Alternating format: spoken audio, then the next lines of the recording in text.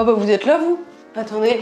Coucou, coucou et coucou. Bienvenue dans cette nouvelle vidéo. On va bien s'amuser aujourd'hui. Imaginez qu'on est dans une cour de récré. Si vous êtes né dans les années 90 ou au début des années 2000, vous allez avoir beaucoup de refs dans cette vidéo et vous allez passer un excellent moment. Et si vous n'êtes pas né dans les années 90 et 2000, n'hésitez pas à me dire est-ce que vous connaissez les choses qu'on va tester dans cette vidéo. On va redécouvrir. Il y a peut-être même des jeux que j'ai toujours rêvé d'avoir où on voyait les pubs à l'époque et tout. On prend une petite gorgée.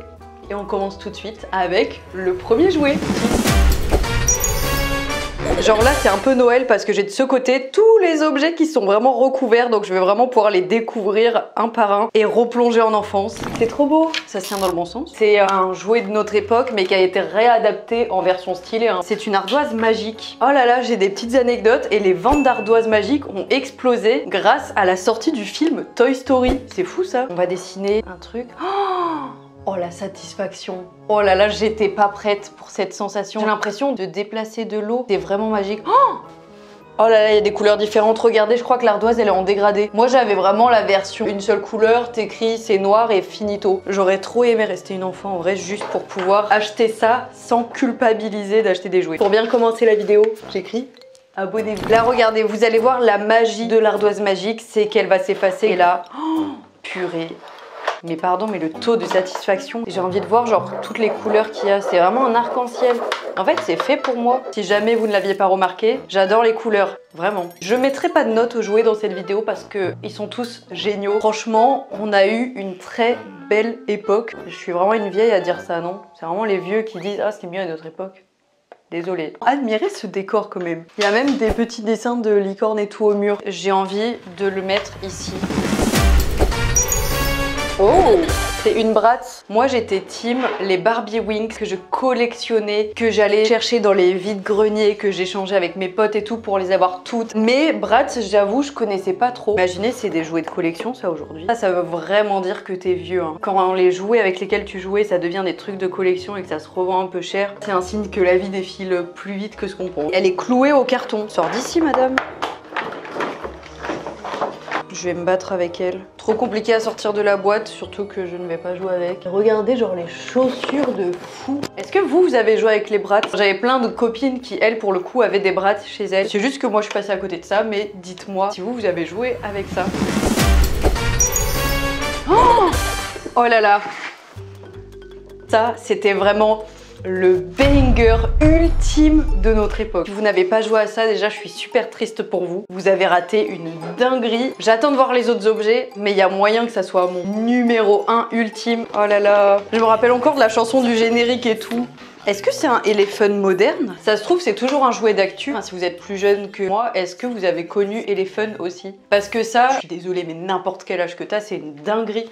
Alors, ils sont où mes papillons? Attendez, je suis en pleine interrogation, je vais lire la notice. Pourquoi la notice elle est en espagnol? C'est espagnol Elephun? C'est sûr, il y a un bouton on que j'ai juste pas vu quelque part. Ah bah oui. Oh, c'est la queue. C'est super bien pensé parce que c'est très discret. Attendez, je le mets par terre. Prends un panier, un filet. Mais c'était trop bien! J'ai déjà tout attrapé. Ah non. Ah oui, ils arrivent au fur et à mesure, c'est vraiment trop bien. Je tiens à rappeler qu'être youtubeur c'est un métier. Papa et maman, ne vous inquiétez pas. Je suis mature malgré ce que je peux montrer. Alors j'ai attrapé combien de papillons? J'en ai attrapé 1, 2, 3, 4, 5, 6. C'est quand même mieux de jouer à plusieurs, non? Je vais aller me chercher un camarade de jeu. Oh, Elephun, c'est un éléphant. Avec sa trompe, il fait du vent. Pas avec sa queue, wesh. Oui, je sais pas, c'est un T'as brillé. Déjà, je suis ravie parce que t'as la ref. Bah, je voulais juste quelqu'un pour jouer avec moi. J'ai jamais joué de toute ma vie en plus. T'as jamais joué à Elephun? J'ai jamais joué à Elephun. Donc c'est un honor. Tu sais ce qu'il faut faire? Il faut attraper les papillons avec ton petit filet. Ça, c'est vraiment une dinguerie ultime. Ah bah attends, mais c'est incroyable. Mais c'est trop... Et c'est plus dur que ça en a l'air, hein. Ah mais attends, est-ce qu'on va pas prendre ceux de la couleur de l'arceau? Ah, il y a peut-être des règles comme ça. Toi, t'as gagné. Ouais, j'ai gagné. Moi, j'en ai que 4. Je voulais jouer avec quelqu'un à ce banger ultime. tout seul, Franchement, Elephant, c'est... Un éléphant. Le mec qui a créé ça, c'est vraiment un génie ultime. Ça serait pas trop bien de faire un éléphant en vrai? En vrai, ce serait Un éléphant géant. avec un énorme tuyau et puis vous êtes tout seul, puis c'est des Switch. serait C'est des incroyable. Nintendo Switch qui sortent. Par contre, là, c'est giga vidéo. Et 100 000 pouces bleus. Camille, elle le fait. Dites-nous si l'idée vous parle, est-ce qu'on fait un éléphant géant? Ça serait Oh super ouais, drôle. ça serait Je redis, mais on a eu une époque de fou, hein, nous, en termes de jouets. Hein. C'est vrai que maintenant, actuellement, c'est tout de suite trop cher. Tout est électronique et tout, donc c'est forcément c'est pas les mêmes prices. Là, regardez les Voilà, papillons. petit papillon en papier. C'est du papier qui est avec une petite pince au milieu. Voilà, on n'a pas besoin de plus. Nous, à l'époque, on avait que des bâtons, des roues et on jouait Alors- dans la rue. Hein. Alors Pas à ce moment-là. pas pour ma part. On avait la Nintendo DS. Oui, DS. Mais non, mais même Game Et là oui, Alors, moi Game Boy j'ai j'étais- jamais. C'était déjà passé, moi, ça. Mais j'avais la Game Boy Advance SP qui est la pliable. Oh là là, mais désolé, mais je vais le faire à chaque fois que je vais découvrir un nouvel objet. Attendez, là on va avoir chaud, là on se met à l'aise. Moi j'étais très team activité manuelle. Par contre, j'ai jamais eu le plaisir de passer moi-même le fer à repasser dessus parce que c'était ma maman qui le faisait. Si vous êtes un enfant de moins de 10 ans, je vous conseille également de demander à vos parents de passer le fer à repasser. Est-ce qu'on suit un modèle ou est-ce qu'on se le tente en confiance? Je vais faire l'arc-en-ciel. Il est super mignon. Il faut mettre les perles dans les petits tics qui dépassent. À la fin, tu passes un coup de fer à repasser sur toute ta surface que tu as fait et ça te l'aplatit et ça te fait un objet en gros. Alors, pour faire un arc-en-ciel, on va commencer avec le violet. Il faut être patient. Mais c'est pas bien fait là. Je rage alors que je viens de commencer. On a confiance en nous, ok, on va réussir à faire ce putain d'arc-en-ciel. C'est fait pour les enfants de 5 ans vraiment, donc il n'y a aucune raison que je n'y arrive pas. Oh non, mais je les renverse au fur et à mesure. Un jaune, un orange et encore un blanc. Tadam! Bon, je suis d'accord, il a pas trop une forme d'arc-en-ciel au final. On dirait plus un V qu'un arc-en-ciel. Ouais, c'est vraiment juste ça, on met la petite feuille. Ah! Mais attendez, j'ai fait tout mon arc-en-ciel et je viens de voir qu'il y avait une pince! J'ai tellement galéré, purée! Et je dois faire ça combien de temps, genre? Oh non! Oh là là, j'ai fait une dinguerie! J'ai soulevé mon papier, ça a arraché tous mes trucs. Oh non! Purée, j'étais si bien partie. J'ai vraiment pas envie de le refaire là en plus. Regardez mon arc-en-ciel! J'ai passé 20 minutes à le faire! C'est un carnage. Ok, je l'ai refait et bizarrement, je sais pas comment je me suis débrouillée, mais il a moins la forme de V que tout à l'heure. Et du coup, là, je sais qu'il faut pas que je le soulève. Du coup, comment je sais? Je vais mettre le feu là, non? Ah, il y a écrit pendant 30 secondes, j'ai pas lu la notice. Il y a écrit qu'il faut faire des petits cercles en même temps. En fait, si vous lisez, c'est forcément plus simple. Hein. Take off. And put it on the other side. Oh oui, tout est venu. Et donc là, on the other side, et je fais la même. À mon avis, c'est bon. On va découvrir notre travail. Tadam, voici le résultat de mon travail. En vrai, il est super mignon. C'est chaud, j'avais oublié, je me suis brûlé le doigt avec. J'espère que vous avez passé un bon moment. J'ai super chaud, ça m'a pris vraiment 30 minutes à faire. Allez, les activités manuelles, c'est bien quand t'as 5 ans, un peu moins quand t'es dans la vingtaine. Tadam! Des blue pens, vous connaissez? C'était une dinguerie. Je suis au paradis. On va tester un truc rose et vous allez vite comprendre ce qui va se passer. Je mets mon petit pochoir là-dessus. Et normalement, c'est un feutre où tu souffles dedans pour qu'il colorie. Alors, comment ça marche exactement? Donc, mon feutre, je le mets comme ça. Je crois qu'il était déjà bien mis en fait. Enfin, je suis censée souffler et ça va cracher de la peinture.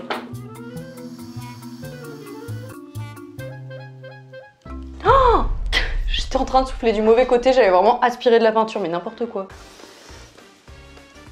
Mais non, mais je peux pas souffler là, attendez, mais je comprends pas. Je comprends pas. Donnez-moi une notice pour ce truc là.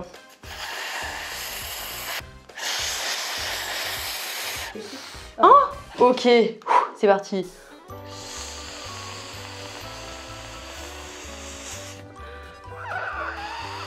Je suis de la team quand faut souffler les bougies, gonfler les ballons. Si je souffle trop, j'ai la tête qui tourne. Alors là, faut avoir un bon souffle, on va dire.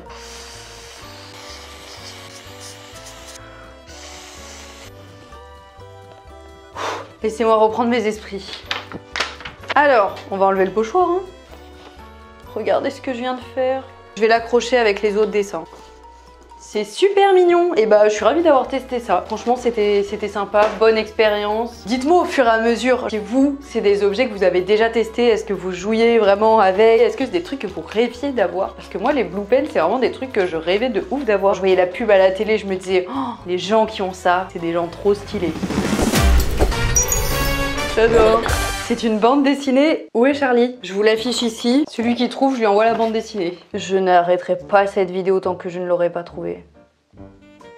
Est-ce que c'est lui? Comment on est sûr? Est-ce qu'il y avait les réponses genre à la fin ou quoi? Ah il est là. Ok, moi je l'ai trouvé. Et est-ce que vous l'avez trouvé? Je suis trop forte. Je l'ai trouvé en 10 secondes. C'était vraiment trop bien. Ok, là c'est un niveau facile là. Trouver Charlie.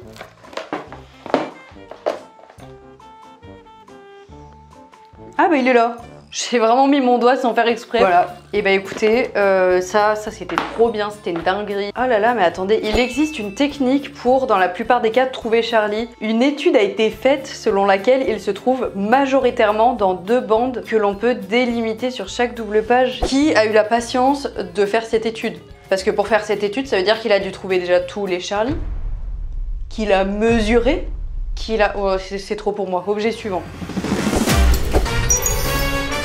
Bah attendez, what the fuck, c'est quoi ce packaging? C'est des fausses cartes Pokémon? Ça se trouve c'est hyper connu et juste moi je connais pas. Moi j'avais été trop smart quand je suis rentrée à l'école primaire et que il y avait plein de gens qui avaient déjà des cartes Pokémon et moi j'en avais pas. Une de mes potes m'en a donné une. Elle était nulle mais au moins j'avais ma carte Pokémon. Et au fur et à mesure de l'année, je l'ai échangée contre 2 cartes Pokémon un peu plus nulles. Puis mes 2 cartes Pokémon un peu plus nulles, je les ai échangées contre 3 cartes Pokémon encore plus nulles. Et à la fin de l'année, j'avais un deck Pokémon avec un maximum de cartes nulles, mais super mignonnes. Parce que moi, je collectionnais les Pokémon pour leur mignonnerie. Dites-moi si vous faisiez ça aussi. Je vais vous dire typiquement quelle carte aurait pu être une carte que j'aurais eue à l'époque. Oh, Migalos. Alors, lui, je l'ai eu beaucoup plus tard dans ma carrière Pokémon, mais j'adorais Migalos. Je sais pas pourquoi, parce que j'aime pas les araignées, mais je lui avais dédié une chanson. Ne me jugez pas. Je m'amusais comme je pouvais. Le Chlorobule, ça aurait pu être un truc que j'avais à l'école primaire.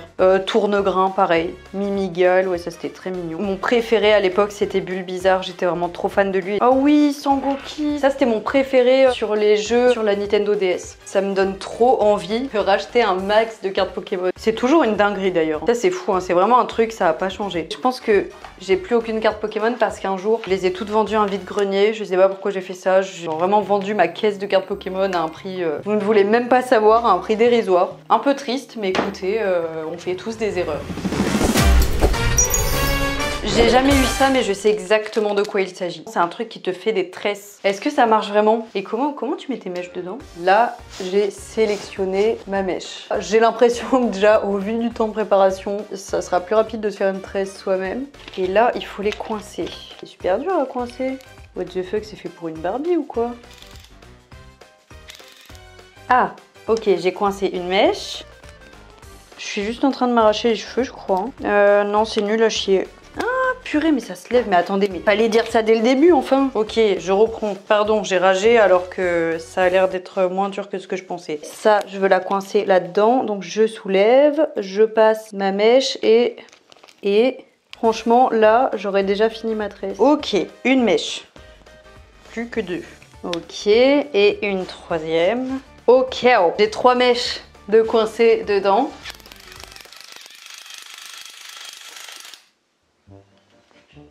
C'est un prank ou quoi? C'est super nul. Ah, regardez, ça tourne juste. Je me suis arraché des cheveux pour tester ce truc qui n'était pas validé. Franchement, à l'époque, on savait faire des tresses nous-mêmes. Je me suis fait une dreadlock en fait. Oh non, putain, mais attendez, mais what the fuck? Qui a osé dire que ça faisait une tresse? Ça, c'est archi pas validé. J'avais pas ça quand j'étais petite et sans regret. J'ai mis aucune note aux objets, mais celui-là mérite quand même un 0 sur 10. J'adore. Ça, au même titre que Elephant, c'était un banger, mais j'ai jamais eu de Croc Dog. Je vais enfin pouvoir réaliser mon rêve en jouant à Croc Fucking Dog. C'est un jeu de société dans lequel tu dois attraper un os dans sa gamelle sans qu'il te mange. En gros, faut pas le réveiller. Donc là, il dort. Je fais tourner. Je dois prendre 2 os jaunes.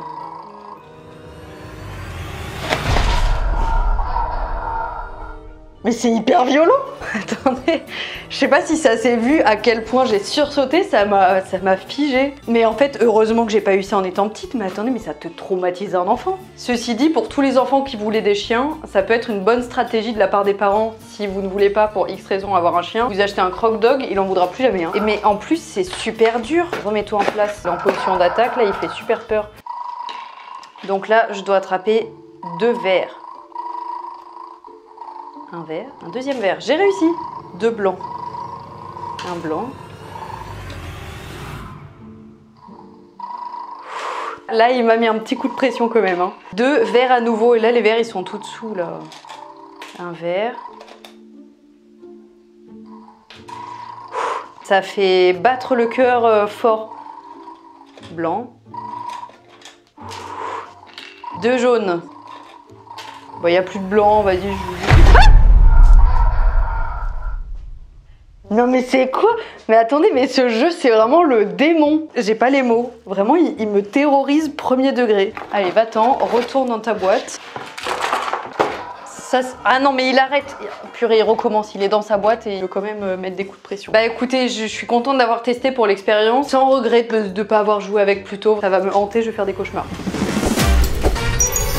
C'est une Sky Dancer. C'est une petite fée qui vole toute seule. Pareil, j'ai jamais eu ça, mais je rêvais d'avoir un truc comme ça. En fait, cette vidéo, c'est clairement pour réaliser tous les petits rêves que j'avais quand j'étais petite. Notre petite fée volante. On va découvrir ça. Alors. Je dois... Wow! Mais c'est hyper violent. Mais quel enfant joue avec ça? J'ai l'impression que c'est juste pour tuer quelqu'un. Oh, c'est marrant, mais c'est tout quoi, enfin ça vole vraiment pas longtemps. Vraiment elle vole pendant même pas 10 secondes, 5 secondes, si je le fais tout droit peut-être. Par contre c'est résistant.